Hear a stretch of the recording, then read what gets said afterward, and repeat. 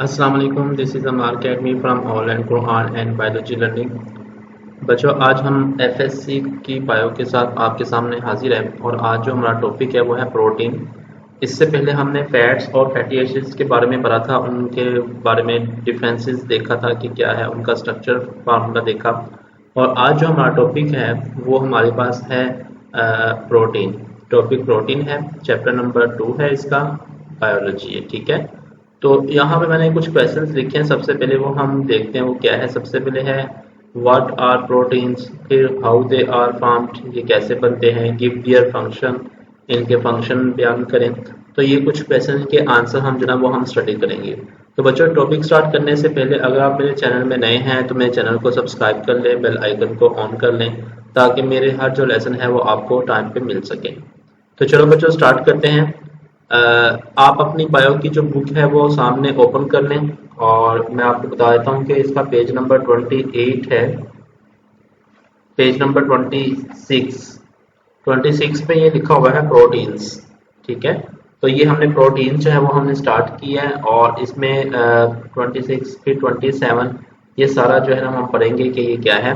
तो मैं आपको बता देता हूँ, ये जो क्वेश्चन है इसका जो आंसर है वो हम यहाँ से स्टार्ट करते हैं। सबसे पहले ये है कि यहाँ पे लिखा हुआ है मैंने, proteins most abundant organic compounds. जी, ये सबसे ज़्यादा ऑर्गेनिक कंपाउंड्स है जो मौजूद होता है या पाया जाता है हमारे बॉडी में। ठीक है, जितनी प्रोटीन सबसे ज़्यादा पाया जाता है। तो वो कह रहा है कि proteins are the most abundant organic compounds to be found in the cells and comprise over 50% of their total dry weight. जी, वो कह रहा है कि ये सबसे ज़्यादा पाया जाने वाला कंपाउंड्स है, ऑर्गेनिक कंपाउंड्स है, और इसका तकरीबन 50% जो टोटल वेट है वो मौजूद होता है हमारी बॉडी में, यानी कि 50% ड्राई वेट जो ना वो हमारी बॉडी में मौजूद। बच्चों, जितने भी हमारी बॉडी में मसल्स हैं वो सारे के सारे प्रोटीन के बने हैं।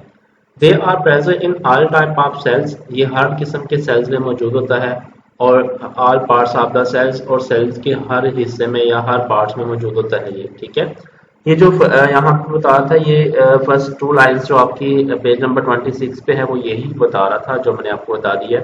अब आगे मैंने इसका मतलब बताया हुआ है। जी, ये तो आपकी बुक में नहीं है, तो ये मैंने आपको बताया कि वो कह रहा है कि the word protein has been derived. ये जो प्रोटीन वर्ड है ये ग्रीक वर्ड से ड्राइव किया गया है। और कौन सा ग्रीक वर्ड है? प्रोटियस। ये प्रोटियस, इस वर्ड से इसको ड्राइव किया गया है, विच मीन, जिसका मतलब ये है प्राइम और फर्स्ट, यानी कि सबसे पहले पहले। ठीक है, उसको हम कहते हैं प्रोटीन। ये प्रोटीन का मतलब है प्रोटियस, यानी कि ग्रीक वर्ड से। तो एमसीक्यूज में आ सकता है, इसलिए आपको ये पता होना चाहिए कि ये क्या चीज़ है। अब आगे चले तो आगे लिखा हुआ है पॉलीमर्स ऑफ अमीनो एसिड्स। बच्चों, अगर आपकी बुक की बात की जाए तो आपकी बुक में पेज नंबर जो 27 है उसका जो फर्स्ट पैराग्राफ है वो फंक्शन ऑफ प्रोटीन्स है। तो वो अभी आपको मैं नहीं पढ़ाऊंगा, वो इस टॉपिक के लास्ट में होगा, तो मैं उसके फंक्शन जो है वो आपको बता दूंगा। तो ये जो फर्स्ट पैराग्राफ है इसको रिमूव करके जो सेकंड पैराग्राफ है जहाँ पे लिखा हुआ है प्रोटीन्स आर पॉलीमर्स, तो ये मैं आपको यहाँ से आगे लेके चलता हूँ। जो फंक्शंस है वो हम लास्ट पे रीड आउट करेंगे, ये जो फर्स्ट पैराग्राफ है। ठीक है, तो पॉलीमर्स ऑफ अमीनो एसिड्स की बात करें तो कह रहे हैं कि proteins are polymers of amino acids. जो प्रोटीन्स हैं ये अमीनो एसिड के पॉलीमर्स होते हैं। पॉलीमर्स, पॉली का मतलब होता है मैनी, मर्स मींस फॉर्म, यानी कि अमीनो एसिड की बहुत सारी शक्लें होती हैं, और जब बहुत सारी शक्लें मिलती हैं आपस में तो वो क्या बनती है, वो प्रोटीन्स बनती है। The compounds containing carbon, nitrogen, oxygen and hydrogen. और इसमें कौन कौन से कंपाउंड होते हैं, इस कंपाउंड में कौन कौन से एटम होते हैं? उसमें कार्बन है, नाइट्रोजन है, ऑक्सीजन है और हाइड्रोजन है। नीचे वो कह रहा है सेकेंड वाला कि number of amino acid in proteins. एक प्रोटीन में अमीनो एसिड्स की नंबरिंग कितनी होती है?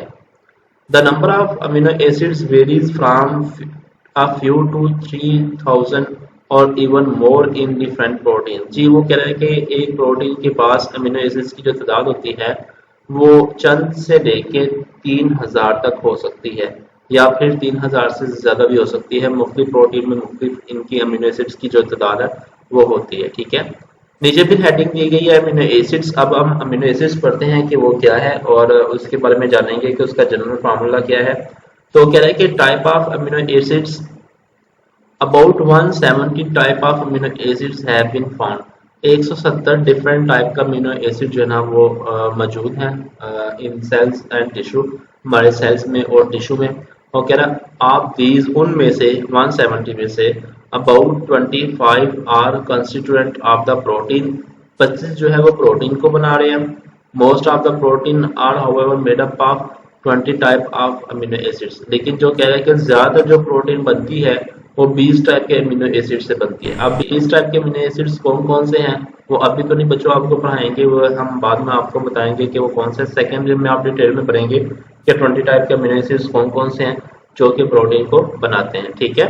तो ये आपने एमसीक्यूज के लिए याद रखना है। 170 टाइप टोटल है और 25 टाइप के अमीनो एसिड्स हमारी प्रोटीन को बनाते हैं, लेकिन जो ज्यादा प्रोटीन है वो 20 टाइप की प्रोटीन अमीनो एसिड से मिलकर बनी होती है। इसका जनरल फार्मूला क्या है? इसका जनरल फार्मूला बच्चों आपको ये मैं दिखा रहा हूँ, ये देखें, ये इसका जनरल फार्मूला है। मतलब ये है कि ये कार्बन है और कार्बन की वैलेंसी 4 होती है, तो इसके चारों साइड पे कुछ ना कुछ अटैच होगा, 1 2 3 4, ठीक है। तो ये कार्बन है, इस कार्बन को हम नाम देते हैं ये अल्फा कार्बन है। यहाँ पे बच्चों इसको अल्फा कार्बन आप लिख लें, इसके ऊपर यहाँ पे आप हेडिंग दे दें छोटा सा, यहाँ पे यह ऐसे करके इसके ऊपर आप लिखते हैं अल्फा कार्बन, ठीक है, या अल्फा का साइन डाल लें। अच्छा, इसके एक साइड पे क्या होता है, अमीनो ग्रुप होता है, जैसे कि आपको ये नजर आ रहा है NH2 NH2, ठीक है, ये होता है, इसको हम अमीनो ग्रुप कहते हैं, जो आपको ब्लू कलर में नजर आ रहा है। अच्छा, अब एक साइड पे क्या होता है, ये रेड कलर में जो आपको नजर आ रहा है ये कार्बोक्सिल ग्रुप है, C डबल बॉन्ड O आगे OH, ठीक है। ये जो है ये हमारे पास कार्बोक्सिल ग्रुप है और कार्बोक्सिल ग्रुप जो है ये एक साइड पे ये मौजूद होता है। अच्छा, अब ये है कि ये अल्फा कार्बन नहीं बच्चों आप कहेंगे इसको अल्फा कार्बन नहीं कह सकते, अल्फा कार्बन यही है। और आप कहेंगे कि ये भी कार्बन है, ये कार्बन नहीं बच्चों, ये कार्बोक्सिल ग्रुप है पूरा का पूरा, और ये कार्बोक्सिल ग्रुप का ही कार्बन है, ये अलग से आएगा, ठीक है, अल्फा कार्बन यही होगी। अच्छा, अब इसके एक साइड पे H है, हाइड्रोजन अटैच है, यहाँ पे हाइड्रोजन का तो आपको पता ही है, और एक साइड पे ये क्या है, R अटैच है। R को साइड चेन कहा जाता है, ठीक है, साइड चेन भी कहा जाता है, इसको फंक्शनल ग्रुप भी कहा जाता है।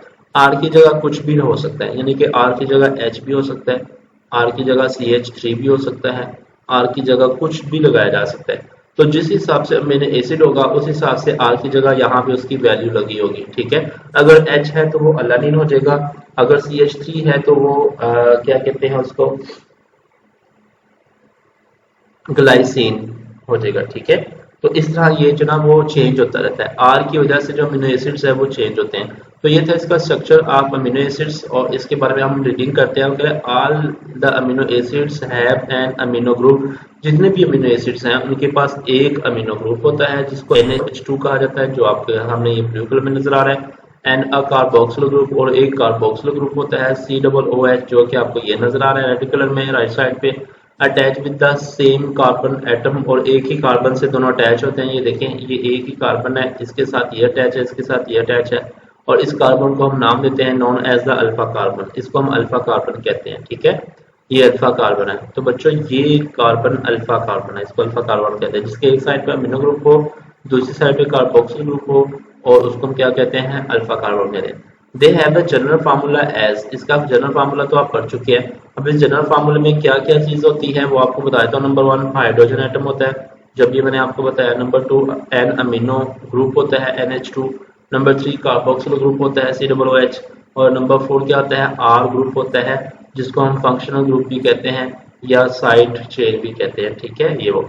अच्छा, अब नीचे वो कह रहा है कि R में भी अ हाइड्रोजन एटम, R जो है वो हाइड्रोजन एटम हो सकता है, यानी कि R की जगह आप H भी लगा सकते हो, हाइड्रोजन एटम भी लगा सकते हो। अगर हाइड्रोजन लगा देंगे तो वो जो अमीनो एसिड होगा वो बन जाएगा ग्लाइसिन, ठीक है। ये देखें, अगर ये फार्मूला है और इसमें अगर यहाँ पे R की जगह आप H लगा देंगे तो ये जो अमीनो एसिड होगा ये बन जाएगा ग्लाइसिन, और अगर आप इसकी जगह CH2 लगा देंगे तो ये बन जाएगा अलानिन, ठीक है, ये वो बता रहा है। तो वो कह रहा है कि CH3 एज इन अलानिन, अगर यहाँ पे CH3 लगाते हैं तो अलानिन बन जाएगा, और एनी अदर ग्रुप या कोई भी और चीज लगाएंगे तो उस हिसाब से वो जो कंपाउंड है वो बन जाएगा। सो इस तरह amino acid mainly differ due to the type of the nature of R group. इस तरह अमीनो एसिड जो है वो चेंज होता है। अमीनो एसिड की जो प्रॉपर्टी है, जो खासियत है, वो चेंज होती है। किसकी वजह से चेंज होती है? ये आर ग्रुप की वजह से, यानी कि फंक्शनल ग्रुप की वजह से, आर की वजह से। आर जो है वो उसको चेंज करता है और अमीनो एसिड की डिफरेंट टाइप की जो ना वो कंपाउंड बनाता है। ठीक है, ये काम करता है। अच्छा, अब आगे कहा गया है कि amino acid are link together form a polypeptide chain. Amino acid जब आपस में मिलते हैं तो एक बहुत बड़ी चेन बनती है जिसको हम पॉलीपेप्टाइड चेन कहते हैं। और वो चेन मिलकर फिर क्या बनाती है? प्रोटीन्स बनाती है। The amino acid of one amino acid may react with the carboxyl group of another releasing molecule of water. For example glycine and alanine may combine to show in fig. जी, वो कह रहा है कि देखें कि एक अमीनो एसिड का कार्बोक्सिल ग्रुप और दूसरे अमीनो एसिड का अमीनो ग्रुप, ये दोनों मिलकर रिएक्शन करते हैं। रिएक्शन करने के बाद वाटर मॉलिक्यूल्स को रिलीज करते हैं और रिलीज करने के बाद फिर क्या बनाते देते हैं? एक पॉलीपेप्टाइड चेन बना देते हैं। जैसे कि यहाँ पे आपको मैं एग्जांपल बता रहा हूँ, ये देखें, ये सारा का सारा ये वाला एक अमीनो एसिड्स और ये दूसरा अमीनो एसिड्स। एक अमीनो एसिड्स का कार्बोक्सिल ग्रुप, दूसरे अमीनो एसिड्स का अमीनो ग्रुप। ठीक है, ये अब ये क्या है? यहाँ पे R है, R1 है और यहाँ पे R2 है। तो बच्चों, आप R1 की जगह जैसे इसने एग्जांपल दी है ग्लाइसिन, आपकी बुक में वही एग्जांपल दी गई है। अगर आप अपने बुक के में डायग्राम में देखेंगे ना, नेक्स्ट पेज पे, पेज नंबर 28 पे जो रिएक्शन दिया गया, वहां पे अगर देखेंगे तो फर्स्ट वाला जो है वो ग्लाइसिन है, यानी कि R1 की जगह आप अगर H लगा देंगे तो ये ग्लाइसिन कंपाउंड है, और R2 की जगह अगर आप CH3 लगा देंगे तो ये अलानिन कंपाउंड है। तो ये अलानिन और ये ग्लाइसिन, ठीक है, इसका ही रिएक्शन जो है ना वो दिखाया गया। अब ये है कि ओपन करके दिखाया गया, तो यहाँ पे जो ग्लाइसिन है, ग्लाइसिन में से OH, ये ग्लाइसिन का जो कार्बोक्सिल ग्रुप है वहां से OH, और जो अमीनो ग्रुप है वहां से H एक रिलीज हो जाएगा। जब रिलीज हो जाएगा तो रिलीज होने के बाद फिर पेप्टाइड बॉन्ड बनेगा, और पेप्टाइड बॉन्ड CN यानी कि कार्बन और नाइट्रोजन के दरमियान में बनता है। और फिर क्या बनते हैं? ये एक कंपाउंड बन जाएगा जिसको हम कहते हैं ग्लाइसरल अलानिन इसको हम कहते हैं। तो ये कंपाउंड बन जाता है, यानी कि ये ग्लाइसिन और अलानिन का मिक्सचर है, और ग्लाइसिन अलानिन का मिक्सचर बनने के बाद ये एक कंपाउंड बन गया जिसको हम कहते हैं ग्लाइसल अलानिन। ठीक है, ये कहते हैं, और ये पेप्टाइड बॉन्ड के जरिए बनता है। तो ये देखिए, दो अमीनो एसिड के दरमियान में बॉन्ड जो बनता है उसको हम पेप्टाइड बॉन्ड कहते हैं। और ये बहुत सारे पेप्टाइड बॉन्ड आपस में मिलके क्या करते हैं कि एक लंबी सी पॉलीपेप्टाइड चेन बनाते हैं, और वो जो चेन होती है वो इनकी होती है। ठीक है, ये अल्फा कार्बन, और यानी कि एक कार्बोक्सिल ग्रुप, कार्बोक्सिल में से H और रिलीज होगा, और नाइट्रोजन अमीनो ग्रुप में से H रिलीज होगा। तो एक वाटर मॉलिक्यूल ये बाहर रिलीज हो जाएगा, और पीछे जो बच जाएगा वो एक हमारे पास कंपाउंड बन जाएगा जिसको हम कहते हैं ग्लाइसल अलानिन, जो कि आपके सामने ये बना हुआ है। ठीक है, तो ये रिएक्शन बच्चों आपको दिखा रहा था यहाँ पे कि ये पॉलीपेप्टाइड चेन मिलके बनाते हैं, और इसकी जो एक्सप्लेनेशन है वो यहाँ पे वो बता रहा है। कह रहा है कि the linkage between the hydroxyl group and carboxyl group of one amino acids and the hydrogen of amino group and other amino acids। जी, वो कह रहे हैं कि एक अमीनो एसिड का कार्बोक्सिल ग्रुप और दूसरे अमीनो एसिड का अमीनो ग्रुप, ये क्या करते हैं? अमीनो एसिड रिलीज H2O, ये दोनों मिलके कार्बोक्सिल से OH और अमीनो से H रिलीज करके H2O रिलीज करते हैं। एंड CN लिंक, यानी कि कार्बन और नाइट्रोजन का लिंक बनाते हैं to form a bond called peptide bond, और एक बॉन्ड बनाता है जिसको हम क्या कहते हैं? पेप्टाइड बॉन्ड कहते हैं। बच्चों, ये आप पहले भी पढ़ चुके हैं, पीछे भी आपने एग्जांपल पढ़ी थी कि पेप्टाइड बॉन्ड और ग्लाइकोसिडिक बॉन्ड में क्या फर्क होता है, ये मैंने आपको डिटेल में बता दिया था। द रिजल्टेंट कंपाउंड ग्लाइसल अलानिन, और इन दोनों के मिलाप से जो कंपाउंड बनता है वो कौन सा बनता है? ग्लाइसल अलानिन, यानी कि ग्लाइसिन और अलानिन आपस में मिलते हैं, और जब मिलते हैं तो दो कंपाउंड बनते, दो अमीनो एसिड का एक कंपाउंड बनता है जिसको हम कहते हैं ग्लाइसल alanine. Has two amino acid subunit is a dipeptide, और अब ये जो बना है इस कंपाउंड को हम कहेंगे डाइपेप्टाइड, यानी कि दो कंपाउंड के दरमियान में एक पेप्टाइड बॉन्ड, उसको हम कहते हैं dipeptide. Dipeptide has an amino group at one end and the carboxyl group at the other end। अब देखें ये जो पेप्टाइड बॉन्ड है, डाइपेप्टाइड बॉन्ड है, डाइपेप्टाइड बॉन्ड के एक एंड पे क्या है, अमीनो ग्रुप है, और दूसरे एंड पे क्या है, कार्बोक्सिल ग्रुप है। ठीक है, सेम उसी तरह जैसे एक अमीनो ग्रुप में होता है आप one. So both receive parts of the again available for the further peptide bond. अब ये जो है ये भी, ये जो अमीनो ग्रुप एक साइड का है और कार्बोक्सिल ग्रुप जो दूसरी साइड का है, ये अब रेडी है कि ये एक और पेप्टाइड बॉन्ड बना सके। अब अगर एक और अमीनो एसिड आ जाता है तो वो उसका कार्बोक्सिल अमीनो ग्रुप से मिलेगा, और यहाँ से अगर एक और अमीनो एसिड आ जाता है तो उसका अमीनो ग्रुप इस के कार्बोक्सिल ग्रुप से मिलेगा, और मिलने के बाद फिर ये रिएक्शन करेंगे और फिर इस तरह क्या बना सकते हैं, एक लंबी चेन जिसमें ट्राइपेप्टाइड्स यानी कि उसमें 3 अमीनो एसिड्स होंगे, टेट्रापेप्टाइड्स यानी कि उसमें 4 अमीनो एसिड्स होंगे, पेंटापेप्टाइड्स यानी कि उसमें 5 अमीनो एसिड्स होंगे, एटसेट्रा एंड सो ऑन चलते रहेंगे आगे। फिर हेप्टा, हेक्सा, ऑक्टा, ठीक है, नैना, ये इस तरह जो ना वो बनते रहते हैं, लीडिंग टू अ पोली, और इस तरह एक लंबी सी पॉलीपेप्टाइड चेन बन जाती है। तो ये बच्चों यहाँ पे बता रहा था कि रिएक्शन के बारे में कि जब अमीनो एसिड जो है आपस में मिलती हैं तो वो प्रोटीन को किस तरह बनाती हैं। अगर दो अमीनो एसिड आपस में मिले तो वो डाइपेप्टाइड बनता है, और उसके दरमियान में एक बॉन्ड होगा पेप्टाइड बॉन्ड का। ठीक है, ट्राइपेप्टाइड में 2 बॉन्ड होंगे, और टेट्रापेप्टाइड में 3 बॉन्ड होंगे, पेंटापेप्टाइड्स में 4 बॉन्ड्स होंगे। यानी कि एक अमीनो, जितने अमीनो एसिड होंगे उसमें से एक कम कर दें तो वो क्या पेप्टाइड बॉन्ड जो ना वो मौजूद होंगे, ग्लाइसर अलानिन। तो यहाँ तक आपको समझ आ गई सारी की सारी। तो ये था हमारे पास पेप्टाइड बॉन्ड। ये आपका पेज नंबर 27 जो है वो कंप्लीट हो गया, और 28 पे जो डायग्राम दी गई है वो भी मैंने, यानी कि जो रिएक्शन दिया गया वो भी मैंने आपको समझा दिया है। अब बच्चों हम चलते हैं अपने टॉपिक की तरफ आगे, जो मैंने आपको कहा था फंक्शन ऑफ प्रोटीन। तो वही पेज नंबर 27 का जो फर्स्ट पैराग्राफ है वहां पे जो पॉइंट की फॉर्म में इसके फंक्शंस दिए गए हैं, तो वो फंक्शन मैं आपको प्रोटीन के बताता हूँ कि प्रोटीन के फंक्शंस क्या है, काम क्या है। जी, नंबर 1 ये है कि बिल्ड स्ट्रक्चर, ये स्ट्रक्चर को बनाता है। यानी कि ये एक जानदार की जो स्ट्रक्चर होती है, बॉडी होती है, ये उसको बनाता है। वो कह रहा है कि they build many structures of the cell और ऑर्गेनिज्म। ये सेल की और जानदार की क्या बनाता है, स्ट्रक्चर को बनाता है, बिल्ड करता है। ठीक है, जिसमें ये देखिए कि 3 मैंने यहाँ पे बनाई दी गई हैं, पॉइंट्स दिए गए हैं। जैसे लिपोप्रोटीन जो है वो क्या करती है, लिपोप्रोटीन एनिमल और प्लांट सेल्स को दोनों में मौजूद होती है और उनकी मेम्ब्रेन्स को बनाती है। अच्छा, उसके बाद फिर structure of seeds and other plant parts, जो स्ट्रक्चर ऑफ सीड होती है या दूसरे जो प्लांट के पार्ट्स होते हैं वो भी प्रोटीन बनाती है। नंबर 3 के स्किन, मसल्स और हेयर, नेल्स वगैरह, ये भी एनिमल्स के, ये भी प्रोटीन बना रही होती है। जैसे हमारे हेयर और नेल जो है वो केराटिन प्रोटीन के बने होते हैं, मसल्स भी प्रोटीन होती है, स्किन में भी प्रोटीन होती है, और टोटल ज्यादातर जो पार्ट होता है हमारा वो प्रोटीन पे मौजूद होता है। तो ये बिल्ड स्ट्रक्चर होती है। ठीक है, ये नंबर 1 है। Number 2, control metabolism. All enzymes are proteins, and in this way they control the whole metabolic of the cell.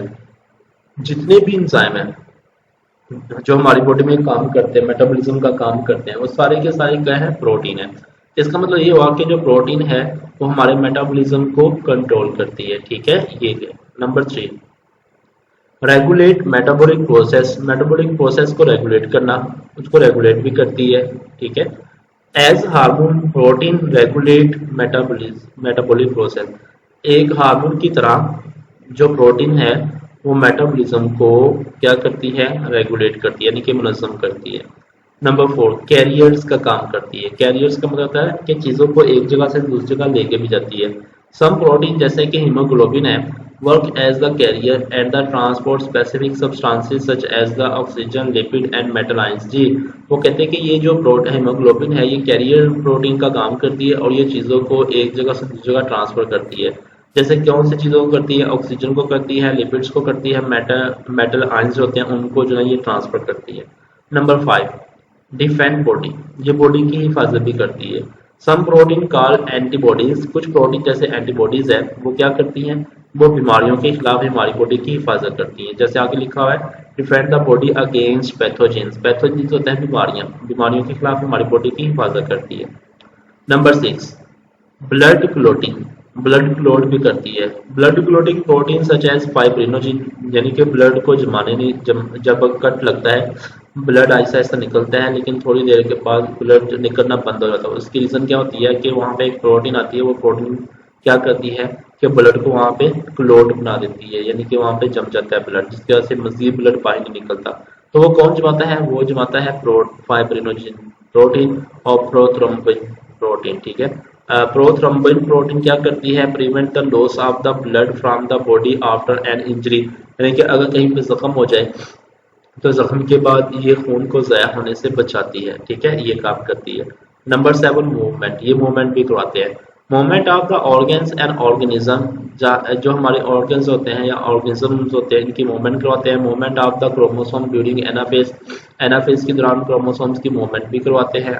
और आगे कह रहा है कि काज बाय द प्रोटीन, ये सारी प्रोटीन की वजह से ही होती है। ठीक है, जैसे कि एक्टिन प्रोटीन है, मायोसिन प्रोटीन है, प्रेजेंट इन द मसल्स, ये हमारे मसल में पाई जाती है। वाइल द ट्यूब्यूलिन प्रोटीन जो है, ट्यूब्यूलिन भी एक प्रोटीन है जो कहाँ पाई जाती है? स्पिंडल फाइबर में पाई जाती है। ये जो आपने बताया कि क्रोमोसोम्स की मूवमेंट करवाती है एनाफेज में, तो ये क्रोमोसोम्स की जो मूवमेंट करवाती है एनाफेज में, ये कौन करवा रही होती है? ये ट्यूब्यूलिन प्रोटीन करवा रही होती है, क्योंकि ट्यूबुलिन प्रोटीन जो है स्पिंडल फाइबर को बनाती है और स्पिंडल फाइबर जो है ना वो मूवमेंट करवाते हैं। इस तरह जो हम हमारे जो ऑर्गन या हमारी ऑर्गेनिज्म जो मूवमेंट करते हैं, इनके मसल्स में जो प्रोटीन पाई जाती है वो कौन सी होती है? मायोसिन और एक्टिन प्रोटीन होती है, जिसकी वजह से हम मूवमेंट करते हैं इजीली। तो बच्चों ये इसके 7 फंक्शन थे प्रोटीन के। तो इस पूरे पैराग्राफ में 7 फंक्शन जो है वो दिए गए हैं, जो यहाँ से निकाल के हेडिंग फॉर्म में आपको दे दिए गए। तो ये आपका टॉपिक जो है वो कंप्लीट हो जाता है। पेज नंबर 26 से स्टार्ट होता है प्रोटीन्स, नीचे 2 लाइंस, और पूरा 27 जो है और 28 के रिएक्शंस तक जो है ये चलता है। यहाँ तक हमने कंप्लीट कर लिया है। कल इंशाल्लाह जो है वो हम नए टॉपिक के साथ आपके सामने हाजिर होंगे। आप इस लेसन को पूरा सुनिएगा बच्चों, पूरा सुनने के बाद आप इसको याद कीजिएगा। अगर कहीं से आपको कोई चीज़ समझ ना आए तो आप मुझे कमेंट सेक्शन में कमेंट्स कर सकते हैं, मैं इंशाल्लाह आपको उसका आंसर बताऊंगा। और कल जो है हम नए टॉपिक के साथ आपके सामने हाजिर होंगे। तब तक के लिए अल्लाह हाफिज़।